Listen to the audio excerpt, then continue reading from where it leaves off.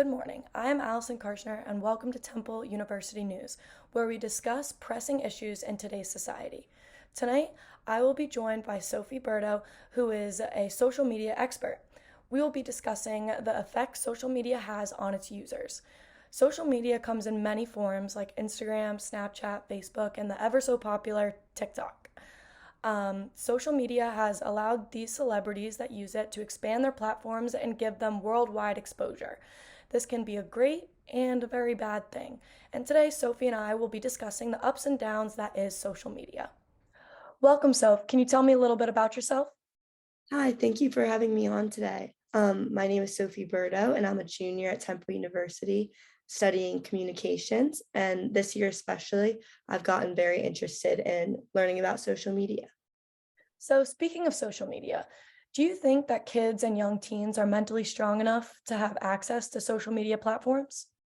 Unfortunately, I don't think so. Um, there are influencers that are positive and negative, and I think that that's very important to acknowledge.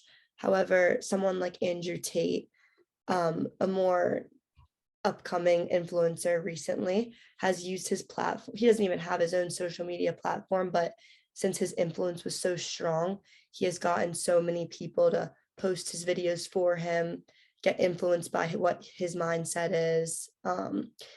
He basically had the followers do his work for him. Yeah, I definitely agree.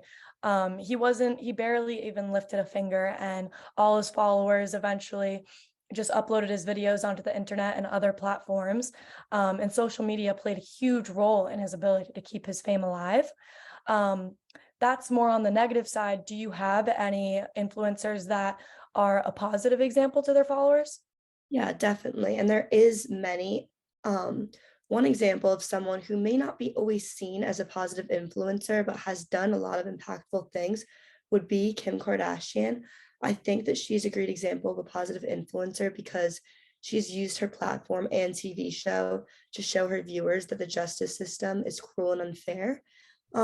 She's also been trying to help wrongly convicted prisoners get out of prison, and she has shown her process of going to law school and passing the bar exam, as well as being an entrepreneur and a mother of four. So I think that's an empowering message that it would be very good for the young generation to learn from. Yeah, I agree as well. I know that you are a communications major at Temple, but I also know that you specify in studying the spectacle. So could you explain a little further in depth as to what the spectacle is and how it relates to these celebrities and how they use their social media platforms? Of course. So I think the spectacle is very important to bring up, especially in this type of discussion involving social media, because since the influencers that we see every single day influence us so greatly without us even knowing, um, our reality and perception of them becomes our own reality, even though it may not be. And the quote, viewing becomes doing, is really important because all we're really doing is viewing what they do and all these things and kind of getting brainwashed by what their reality is, thinking that it's our own or that's actually real or attainable. Yeah, I agree. I mean, like you said, your example of Andrew Tate, um, his followers really listen to his every word and they don't really second guess his judgment. And it can turn into him turning these young men or young children into misogynists who don't value women. And if kids and young teens are on TikTok or any other social media platform and they're able to view his content, they are easily influenced by his opinion, which I think is very unfortunate. I agree. And I feel like they also rely on their followers' reactions in order to fuel their publicity. Because if nobody else is interested, then the celebrity would no longer be famous. So it's kind of goes both ways. And they can be role models for children, but sometimes it's not always in a positive way. Yeah, well, I agree. It's very unfortunate, but I really thank you so much for taking the time out of your day to come and join us today. So it was really great talking to you, and I hope you have a successful career at Temple University.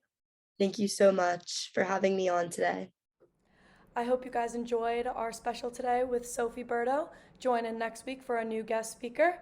Again, I'm Allyson Karchner, and you're watching Temple University News.